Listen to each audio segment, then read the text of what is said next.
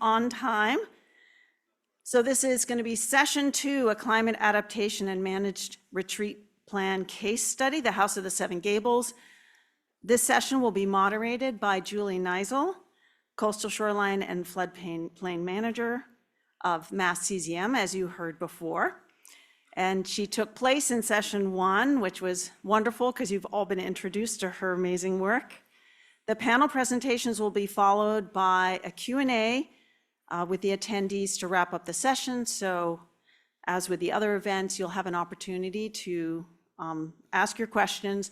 We just always ask you to please use the mic because where this is being recorded, that will allow us to share your questions with the people that watch the recording. So without further ado, please join me in inviting Julia back, and she'll be moderator. Thank you.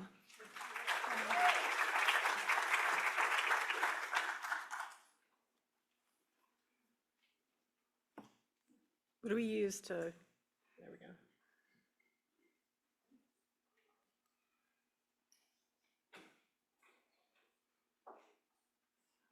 There we go. All right, I'm really happy to moderate this session because we are going to showcase a project that we funded through our Coastal Resilience Grant Program. And we were able to support this work because we expanded the eligibility of our grant program to include nonprofit organizations over the last couple of years. And we really value the role that nonprofits, especially nonprofits with visitor centers and attractions that draw community members in to have conversations about climate risk, resilience, and the work that we can all do together to manage that risk. I do want to take this opportunity to point you towards a couple of resources to bring into your work. If you haven't already perused the Massachusetts Climate Change Assessment, which was released back in December of 2022, please take a peek because it does a good job of talking about all of the different stressors that we're experiencing with climate change, from what we have experienced with increases in air temperature and how that influences humidity in our environments, how it drives coastal storms. And also, we have data and projections there on precipitation, sea level rise, and it's a great resource that we'll keep up to date every 5 years. So please go ahead and take a look at that. I really want to underscore the flooding aspect of the hazards, because traditionally, these flood hazards have been managed independently. And people have focused on just stormwater management projects or just coastal storm damage reduction projects, or in some cases have been addressing groundwater. But what's really exciting about this Gables project is we're able to look at all 3 components of flooding and how they interact with each other. And it's a great case study about needing to look holistically about the stressors and hazards within our communities on the coast. Another resource I'd like you to take a peek at, if you haven't already, is our climate resilience design standards tool that resulted from the first state hazard mitigation and climate adaptation plan before we updated it to be the Resilient Mass Plan. And through that effort, we are allowing people to filter their project sites through the tool in order to get a summary of the climate impacts that you should be considering in your project planning. And what I have here highlighted is a table that speaks to best practices for climate resilience design. There's 3 main considerations here that are highlighted: site suitability, regional coordination, and flexible adaptation pathways. Again, everything that the Gables project really embodies, really looking critically at your site and its exposure to climate hazards and the ability to provide various benefits to the public, and to not just look at your own site, but also to see how it ties into your neighboring sites. And I applaud the Gables and the city for having conversations about how our joint shoreline should be managed. And then finally, the flexible adaptation pathways. We've already talked a lot this morning about the cost of adaptation and the need to take action, but we don't need to put those costs all up front, all at once. We can think about how the system is changing and when we need to start to relocate infrastructure and buildings, when we can no longer manage erosion and flooding risk using structural approaches and natural buffers. So please access the Resilient Mass site, both for the Resilient Mass Plan, the climate assessment, as well as this design standards tool. We've already talked this morning about the Coastal Resilience Grant Program, but I want to give you a snapshot of where we're actually spending our money. We launched this program back in 2014 to work with municipalities at the time to have conversations about proactive management, to bring sea level rise projections and flood risk into the design of projects. And when we launched the grant program, we had 5 project types: vulnerability and risk assessments, bringing all that best data into the community to identify where we have the greatest potential for loss, and to look at how to engage the community in raising awareness of the risk, but also what are their opinions about how to manage it, and then also to develop proactive plans, and then at the end of the day, to actually do work on the ground, to retrofit buildings and infrastructure and to restore our natural buffers in order to provide coastal habitat, recreation benefits, but to buffer waves and storms. So over the last 10 years, I want to call your attention to the graph there. Numbers 1 through 5 correspond with the project types listed. So number 1, we've spent a little over $3 million over the last 10 years on vulnerability and risk assessments. Just, $665,000 on outreach and engagement alone. That's a lot of outreach. Relatively speaking, outreach projects are usually in the $20,000, $30,000 range. Like, the cost to go out and talk to people is not that great, but relative to this, like, that just shows the level of impact that we've had. And then looking at the resilience plans in the different communities, we've spent over $4.5 million on that. And when we look at infrastructure retrofits, we have over $14 million. And then finally, the shoreline restoration, which is a real priority for us, we've spent $23.6 million on restoration projects. Barbara talked this morning about the fringing salt marsh project at Collins Cove that falls under our shoreline restoration.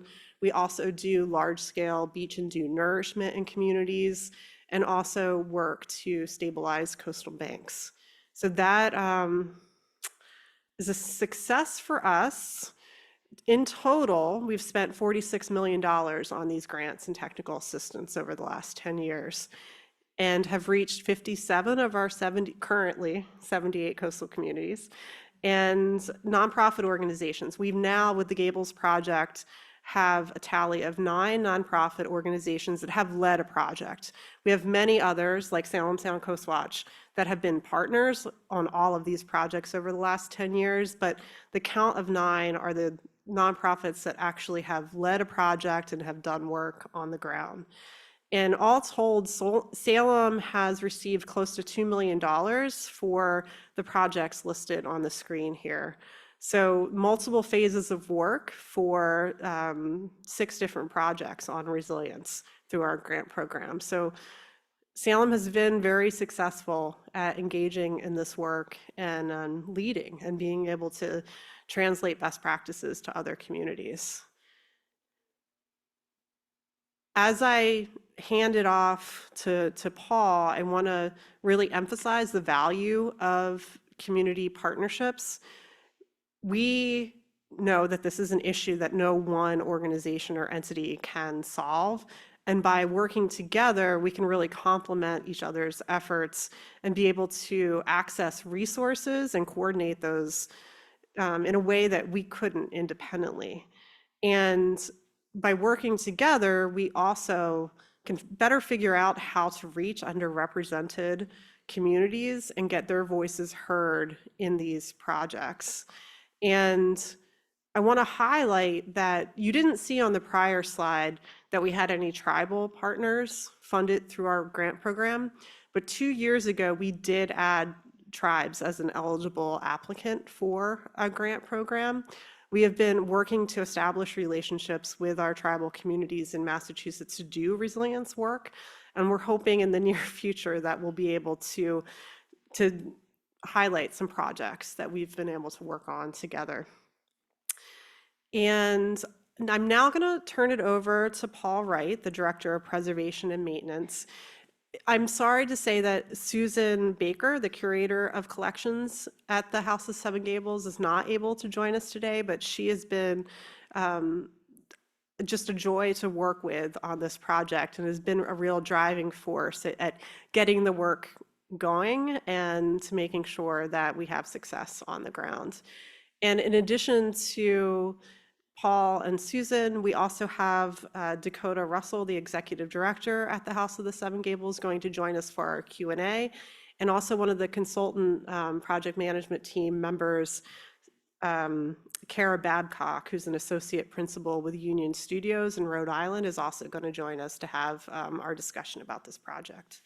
So here we go, Paul. Let's get into the details of this very exciting project. Great. Thank you so much, Julia. Yes, so my name is Paul Wright, Director of Preservation at the House of Seven Gables, as I said, and I'm taking over some of Susan's slides. Some of you may have seen her come up here and talk about this project in the prior years. This has been a long, ongoing project, and it is a lot of work gone into it, a lot of partnerships, and it's been a very eye-opening process. Some of this may be review for some of you. I don't know how many people have already been to the House of Seven Gables before, but just in case some of you haven't, I do want to touch on some of the basics. We're a 1668 mansion that is known as the Turner Ingersoll Mansion, aka the House of Seven Gables. It was restored in 1910, and then multiple buildings were moved to our site. And the Hooper Hathaway was moved to our site in 1911, Retire Beckett in 1924, and Nathaniel Hawthorne Birthplace moved in 1958. And we are a colonial revival site, so basically at that time, you know, historic preservation had a philosophy of basically trying to, you know, at that time moving buildings was more common. But we were trying to create a view into earlier American history. And also that is partnered with our settlement program, our settlement history. So Caroline Emerton, our founder, was very much trying to support social causes in the neighborhood to be basically a funding source for immigrant services in Salem. So we have this real strong history of social programming as well. So, and as you can see, we're also a very coastal site. I'm going to try and find, where's the clicker? There, that clicks back and forth.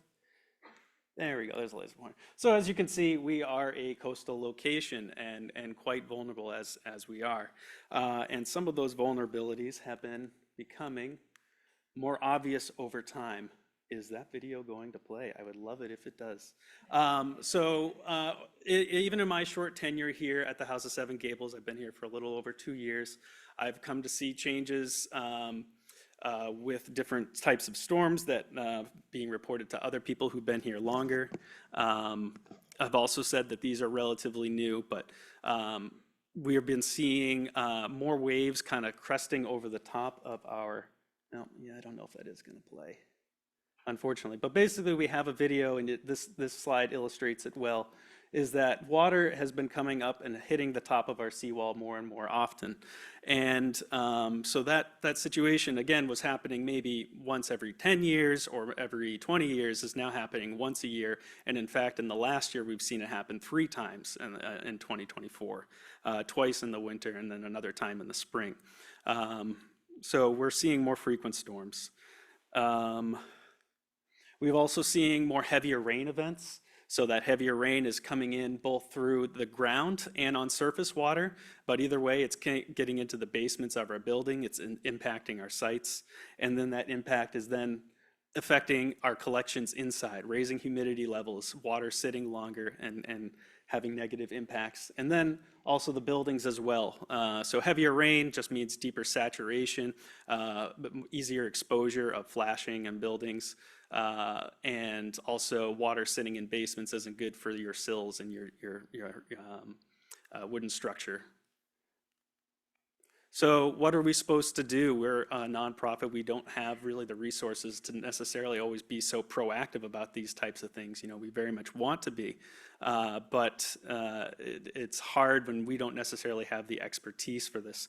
So very thankfully, we came into this grant from the Coastal Zone Management, which helped us to evaluate these things. And it was a really important partnership that we were able to put together a great team to help understand, you know, what is everything that is impacting our site? What are we going to see in terms of impacts overall down the future, both short term, you know, what are we seeing already, but what are we going to see in 20, 30, or 50 or beyond?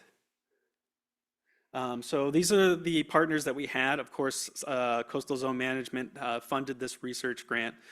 Salem Sound Coast Watch, Barbara Warren was a very excellent co-project manager with us. Union Studio Architecture and Community Design was our architectural and consultant.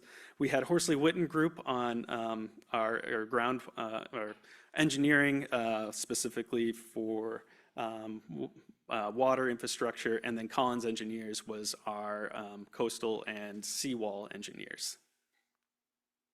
And so the data collection started with basically a full site subsurface, basically getting elevations, very detailed of our entire site. It also included boring wells. So we did 4 boring wells on our site. Those were installed basically allowed us to know what our soil conditions were, mostly sand and clay, and then or tidal fill. And then also to see what's happening with the groundwater underneath our site. You know, what is happening with tidal impacts, how much groundwater is there, is it close to our basements, those types of things. We did some test pits to understand sort of the construction of our seawall. It's been sort of pieced together over the centuries, and no real assessment had been done to it.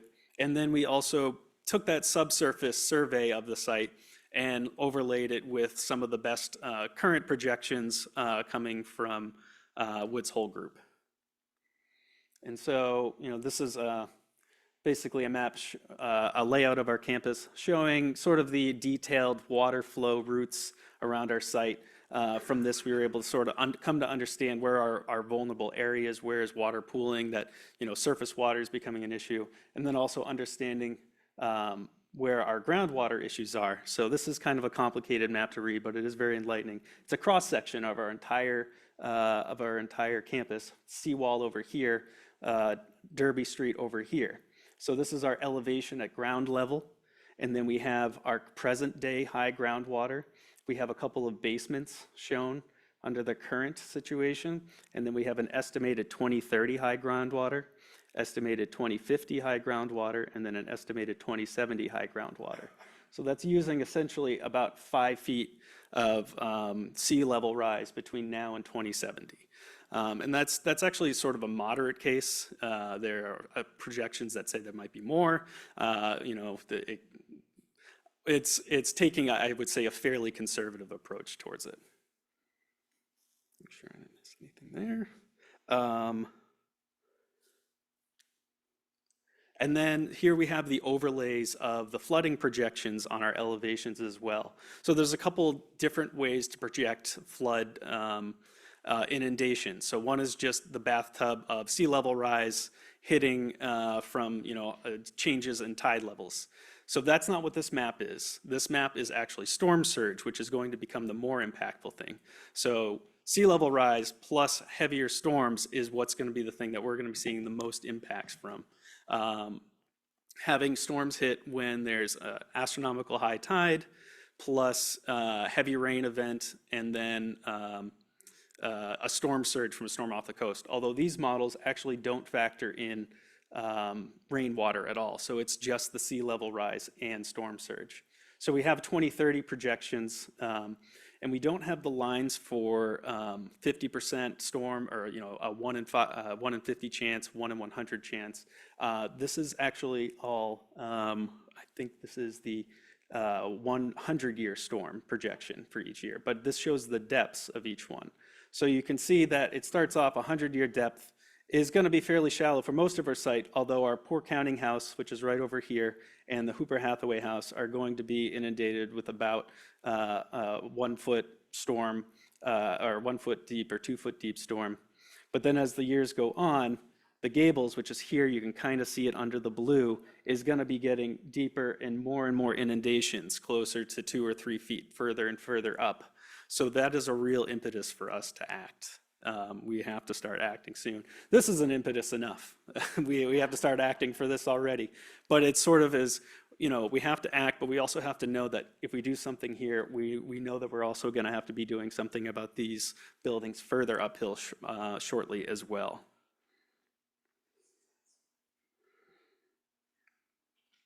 Okay. So we had to decide what are our priorities for acting. And so this map you've already seen, of course, or sorry, this chart you've already seen. This is another chart that shows basically the different percentage storms for 2070. So the 100% chance of happening storm, the 50% chance of happening, and the 1% chance of happening storm. So these are all timelines for us. These are events laid out on a timeline for us to understand when we're going to need to have to act.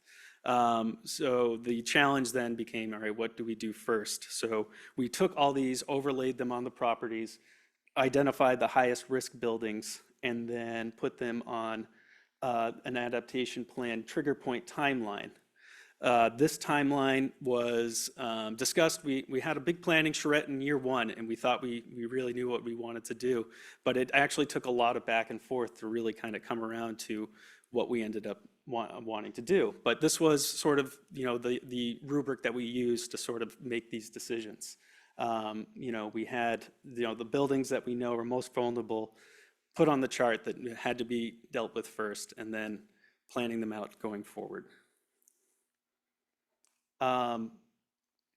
We have these immediate ones that we know that seem really like low-hanging fruit, maybe somewhat obvious, but as we kind of go forward through some of these adaptation plans, you'll come to see that even the low-hanging fruit, there's repercussions to them, which will have impact to other buildings that we basically kind of come around to the conclusion that we need sort of an end of 2070 plan.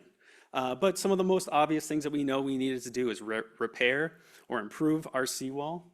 So our seawall currently doesn't have any sort of backing structure. It's just dry laid granite. So we've already done some maintenance to it, but we know that with the more frequent inundations, we're going to have to do more improvements to that seawall so it can handle that, plus backflow, basically allowing water to move through, but not move through after a storm. And then also stormwater management throughout the site. That is everything from better gutters and down to drainage that is integrated and timed, and also to not release water back into the ocean too quickly to contribute to that sort of storm surge and stormwater flooding scenario, worst case scenario. We also have some buildings that we know we need to take some immediate action with, our counting house, Hooper Hathaway, that need to be temporary flood proofed right away. But what we kind of came to the conclusion to is that some of our buildings are so vulnerable, we're not exactly sure if what that can be done with them is keeping them where they are. So this process kind of came about first by talking about the Prim House. So this is actually a maintenance shed, not one of our historic buildings, but it is an important building nonetheless. It contains a lot of important gear for lawn mowing and maintenance. And we said, okay, what about the possibility of just elevating this building so that way it could be maintained in place. Well, as we kind of came and got the information, we saw we'd have to elevate it at least 6 feet to get it above any meaningful protection out of it. And then if that's using those moderate projections. If we took those more dire projections, we would likely see, that it might just be a lot of money sunk at something that wouldn't be useful in the long term. So then we talked about relocating that into a new facility uphill, out of danger. So put it over there. Well, the other thing that we kind of came to the conclusion of is that our counting house, which is over here, and Hooper Hathaway, both of those are very vulnerable. So the counting house almost certainly needs to be moved because we have, it's right on top of our seawall. So when we do the repairs to our seawall, that counting house is going to need to be moved out of the way anyways. And if we're going to pick it up and move it out of the way to do repairs to our seawall, then we might as well move it over to the parking lot and begin, retreating that small building. And then we kind of came to the concern that the confluence of buildings in one space where it's not planned out thoughtfully could become a mess, that we would stop becoming a coherent site that has this colonial revival history to it. And so what we wanted to do is begin to see what is the end vision for 2070. I should back up because one of the things in this map actually quite well illustrates it, but some of the other ones have as well. The obvious question, why not just raise our seawall to protect everything? So we're talking about dealing with individual buildings because the models show that if we raise our seawall, but the property to the left and right of us, which is owned by the city at the end of the streets, those seawalls are lower than ours already. Plus, we have a whole bunch of private seawalls, which are at about the same height of ours. If we raise ours, but no one else raises theirs, then what we're going to see is just that the storms will come around. The directions of storms that we're seeing on our site, on one hand, Barbara already mentioned this, tend to come from the northeast. They also tend to be more lately coming from the south. But either way, it might slow down some of that wave impact, but it's not going to stop the storm surge inundation that will be coming around. So we ended up realizing that we have to take this building by building approach. All right, so then what we came to the conclusion of is that a long-term plan is going to have some plan or have some requirement for a managed retreat. And so talking about the phasing and the importance of that was something that we had to do. But we'll talk about sort of the, this is something that obviously needs to be addressed though. Secretary of Interior standards and the treatments of historic buildings. What does it say about moving historic buildings? So some of the buildings that we were originally talking about were not the most significant historic buildings, but as we talked about getting to 2070, first we're talking about Hooper Hathaway House, and then we also saw that there's going to be a need for moving our other house, including the Gables at some point. So what's the justification for moving it, and how can we, make that decision process? So the 2017 standard says, removing or relocating buildings or landscape features, thereby destroying the historic relationship between buildings and the landscape is not recommended. But that's such a crucial key phrase in there, the historic relationship between buildings and the landscape. What we're going to see over the next 50 years is, for one, we've already seen a very dramatic change of the landscape over the years. We have 1700s, the House of Seven Gables kind of sitting off on its own. Then over the course of the 1800s, an urban neighborhood developing around it. And then up to the 2000s, a colonial revival site being built and then slowly isolated away with this parking lot being built in sort of a divider between us and the rest of the neighborhood. We are fortunate to have one of the largest private parking lots in downtown Salem. It's a huge benefit for us in October, but it's something that may be a major asset for us in other ways as well. But then how is the landscape going to be changed over the next 50 years, 50 or even fewer years, as we start to see more and more coastal inundation on our site? So fortunately, Secretary of Interior standard guidelines, they've been having a dialogue about this as well. They have an acknowledgement that this is something that historic buildings are, historic sites are grappling with, that flooding is and climate change is changing this historic nature of the landscapes. So they added in the 2021 standards, relocating a historic building is generally not a recommended preservation practice. In certain communities, however, there is a tradition of moving buildings. And at the Gables, there is certainly that. So the Gables itself is still on its original foundation, but several of our buildings, even the smaller ones, but more especially these historic buildings that were saved for the purpose of preserving, moved for the purpose of preserving, we have that tradition in here. So the Hooper Hathaway house was moved from Washington Street. The retired Beckett house was moved from Beckett Ave in Salem. And the Nathaniel Hawthorne birthplace was moved as recently as 1958 from Union Street. So it also says, moving a historic building is usually considered only when the property is expected to flood repeatedly, succumb to river or shoreline erosion, or is subject to permanent inundation due to sea level rise or subsidence. And then there's also a few other recommended guidelines if this is going to be considered. So finding an available site with a similar setting as possible to the original site of the building, retaining the historic relationship between the building and the landscape, and ensuring the moved building will have no negative effects on neighboring properties in the new location or diminish the integrity of their setting. So we established for us, before we were taking on these really important conversations, what would be our priorities as we go through these discussions. And I'm not going to read through all of them, but there's a couple that I think are really important. So one is that the Colonial Revival Gardens should be recreated somewhere within the site. The preservation of green space should be prioritized. So that's basically making a stand where we say that, we have this parking lot, but as we retreat, we're not going to just try and build a parking lot where we're retreating from.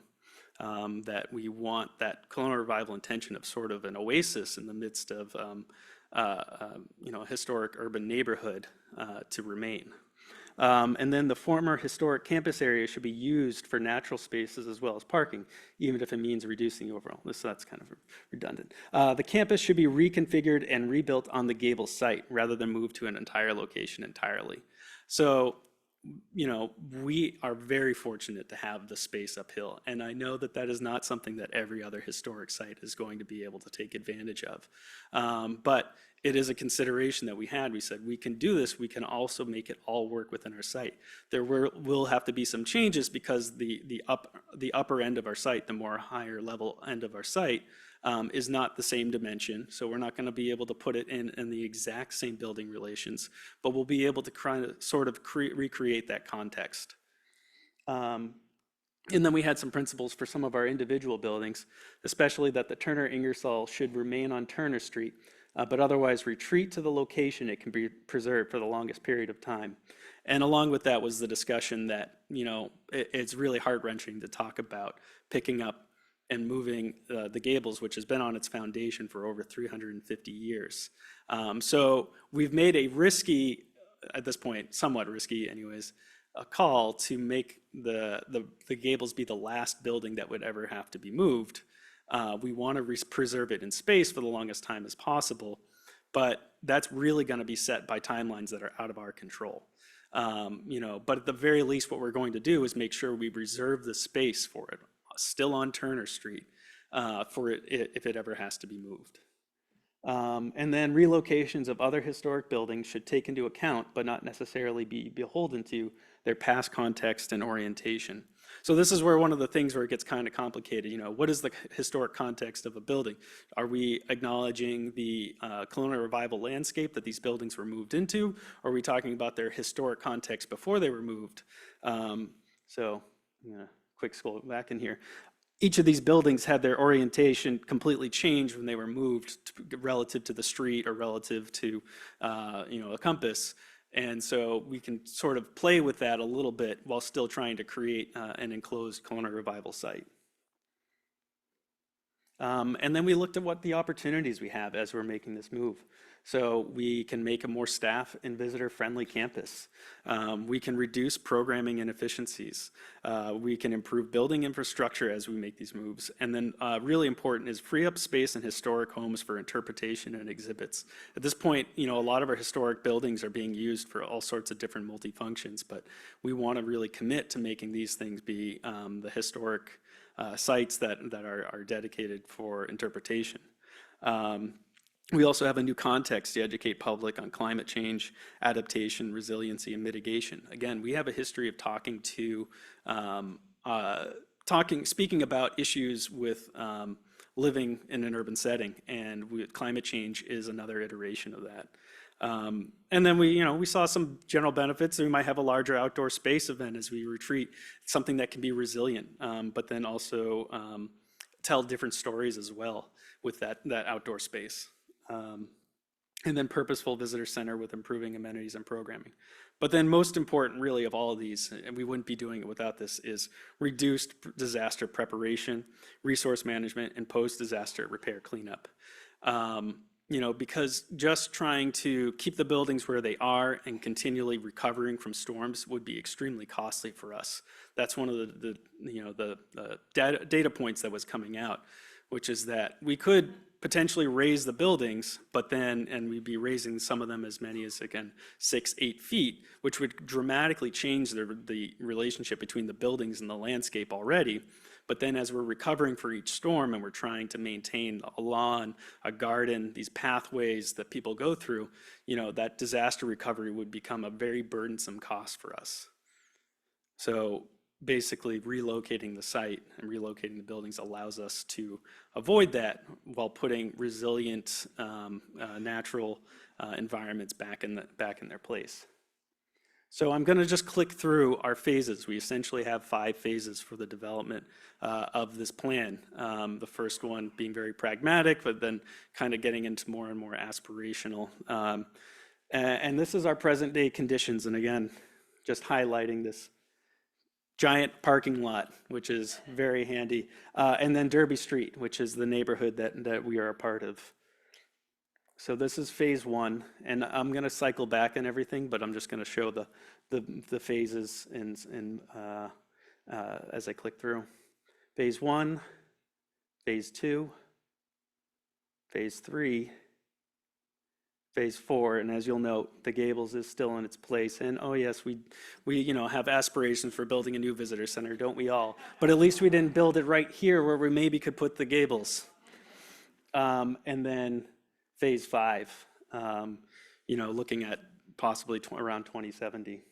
So I'll quick come in and hit some of the highlights of some of these phases. So, and oh yeah, this is the side-by-side comparison. So phase 1, again, focusing on really the pragmatic. How do we harden our edge, improve our seawall, put temporary flood management in front of the buildings, relocate the counting house so we can do that seawall improvement, and then also stormwater management spotted throughout the site, reducing impervious surfaces or taking advantage of some of our already impervious surfaces and making them into better water containing areas. We have a lot of brick pathways. Brick is really not that permeable if it's been walked on for over 100 years and had just lots of compaction happening, so we're looking at ways to make that better. And then in the next phase, the first big important building move would be Hooper Hathaway, which is the most vulnerable site. And then filling in that space with a resilient landscape, something that can absorb the water and help contain the water, and then also plantings that would be hardy for the seawater inundation. And then looking into phase 3, we're looking at basically relocating of the other 2 buildings which have the history of being moved, the retired Beckett House and the Nathaniel Hawthorne birthplace. And that, again, by 2050, we're looking at inundation hitting up that height. The Gables would also be at that height, but the commitment is that with temporary protections, we could make that still be viable in that location. Then phase 4, rebuilding a visitor center, which then sort of creates a connection between these sites. So the important thing to note is that in each of these phases, if at any point there is, a stoppage. Now, the stoppage could be for reasons of maybe the community has come together and built a community-wide seawall that makes our assessment on the seawall change. Well, then we can stop right here and we'd be very happy with that. In the eventuality that's not, we got to have other plans. But, and then the other reason is just sort of, knowing that this is going to be difficult and things are going to take time. So through that time, we want the site to be cohesive. So, we look at this point where if we've moved half of our buildings but been able to keep the gables here, we still have a cohesive site where, basically a main entrance up front, you get presented with the 3 moved buildings, and then you go through an additional visitor center that then transitions you over to the gables. And probably a very changed landscape around the gables, but would still be as close to its historic context as possible. And then finally, phase 5, which does see the gables eventually being moved. And this was, again, as I've already reiterated, a very painstaking process, to decide to talk about that. Again, the timelines for that are somewhat out of our control. I think it was an emotional decision to save that for last. But at the same time, we're at least making sure we have everything prepared for that eventuality. We would leave the foundation in place as a relic to the building's original location. And we would have basically up front now a full walking path that could be used for other interpretation, talking about indigenous history. There was an ancient pathway that used to be along this way long before it was filled in and the seawall built. So we have opportunities for telling other stories about the site using this more resilient landscape. And again, the side-by-side. So I have a couple of links. Actually, I think Julia already hit on all the big links over here for the Massachusetts Office of Coastal Zone Management. We also have a link to our full report, sevengables.org/climate-resiliency. So you can go there for the full report that talks about all the data points that were there for us to make our decisions. There was a lot to it. So please, I encourage you to dive into it. But I guess now we'll transition over to questions. No.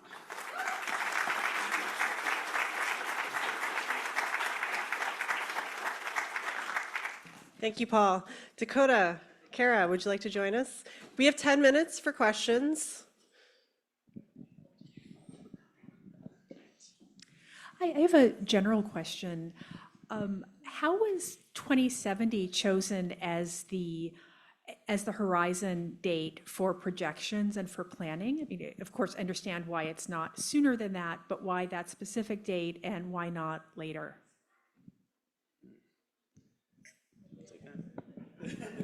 Much of the work through our Coastal Resilience Grant Program relies on the Massachusetts Coast Flood Risk Model data layers.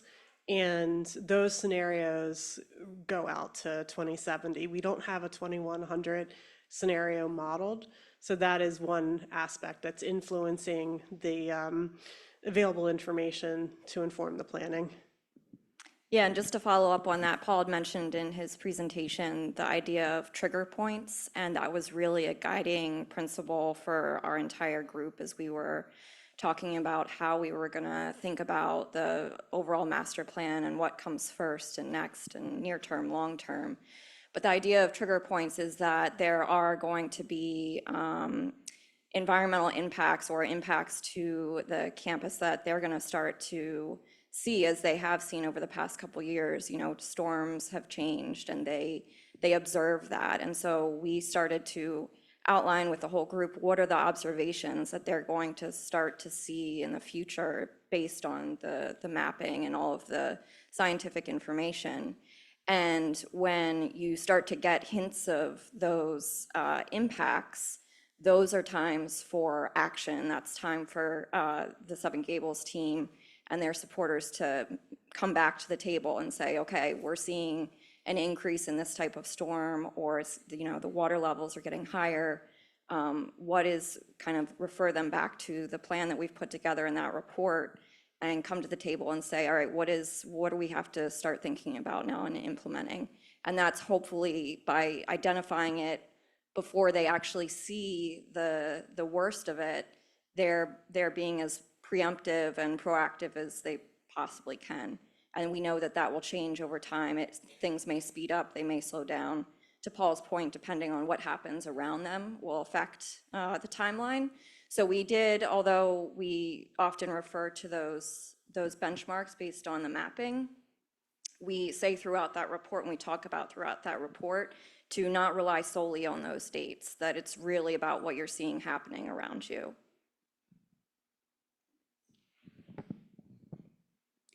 Yes, I have a question. I'm on the board of a small condo association in Marblehead Harbor, so when I watch the data and analysis, I'm quite jealous. And so my question is to the state. There's obviously quite a lot of effort's been placed in here, and not all property owners along the coast have that access. And much of the data analysis is probably relevant to most from, say, Lynn to Manchester Harbor. And so my question is, how can these types of analysis be available to other property owners like my own who wrestle with a seawall repairs every single season? And I know others along the way, you look at the yacht clubs and et cetera in our area. CZM has a tool called the Sea Level Rise and Coastal Flooding Viewer. In that viewer, you can access the Massachusetts Coast Flood Risk Model data layers that show the extent of flooding out to the 2070 scenario. So that's over 4 times our historic rate of sea level rise projected and storm surge modeling. And in addition to looking at the extent of flooding for the different scenarios, you can also look at the depths for that 1% or 100-year storm event. So that gets you a general understanding of your exposure to future flood risk. And then in addition to that, we also have information on condition of public seawalls and erosion as well. And I also want to plug the Marblehead Resilience Project. Have you been involved in discussions in Marblehead about resilience? We have funded multiple projects in Marblehead that initially looked at the vulnerability all along the harbor and then selected particular areas to focus on retrofitting infrastructure. And I encourage you to connect with those resources as well. Barbara Warren down front here is a great resource for that. Hi, I'm Lauren Cosgrove. I'm with the National Parks Conservation Association, and thank you so much for your presentation. I have 2 questions for you. So dovetailing off of this data question, you identified in your presentation that there was a limitation in the models. So you looked at both storm water runoff, so heavy rain events, as well as storm surge, coastal storms and big waves.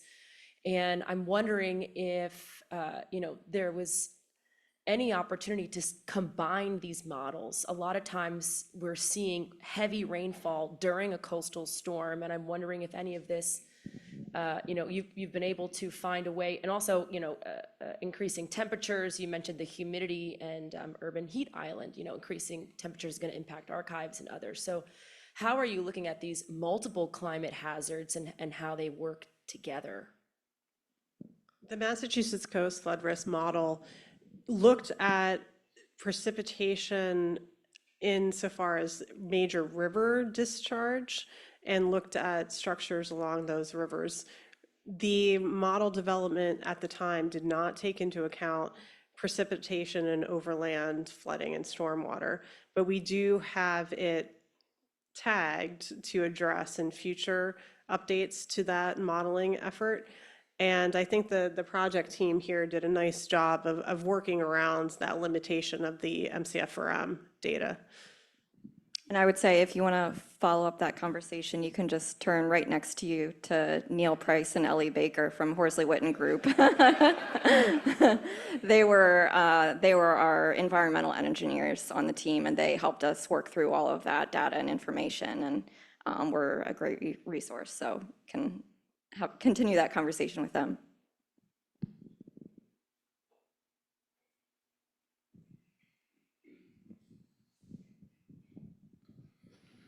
Thank you. I just wanted to first compliment you. It is really refreshing to hear somebody take the idea of managed retreat seriously. As it was alluded to earlier, is not a lot of political willpower behind that, so that is really great to hear. I am very curious. The 5-phase plan had a lot of buildings clustered together, relocated on the site. When you do large-scale redevelopment projects, usually you have to bring buildings and things up to modern zoning or building codes. They talk about multiple buildings on a site, fire separation distance, even fire department access in case of an emergency. I'm curious if any of those conversations have happened regarding the House of Seven Gables property. Yes, absolutely. One of our principles that we had put for reorganization was a consideration of the fire hazard that comes from putting buildings closer together. And with the full knowledge that a lot of the buildings that were around the Gables were torn down because of fear of fire spreading to them.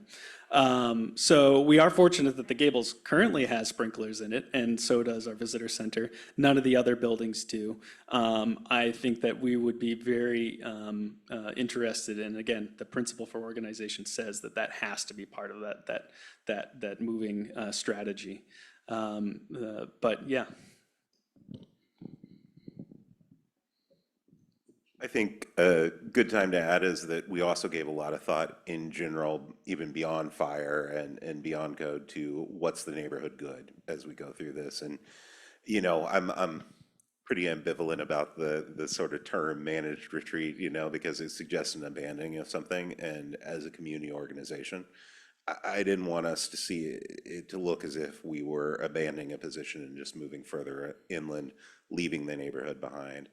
So we really thought a lot about, you know, our stormwater management that was happening in the early phases of the plan and how it would be used in those later phases and what was going to be the benefit if we didn't have buildings down there, how it could still be a benefit to the neighborhood. And that really informed those ideas of, let's not aim to just build a huge parking lot down at the lower end. Let's actually aim for something that is going to continue to collect floodwater for the neighborhood and is going to be a net good in the long run. So really thinking about ourselves as a neighbor, as well as just protecting our site. Thank you for that question, and it's a perfect way to wrap up the panel. We're now at noon, and it's time for lunch.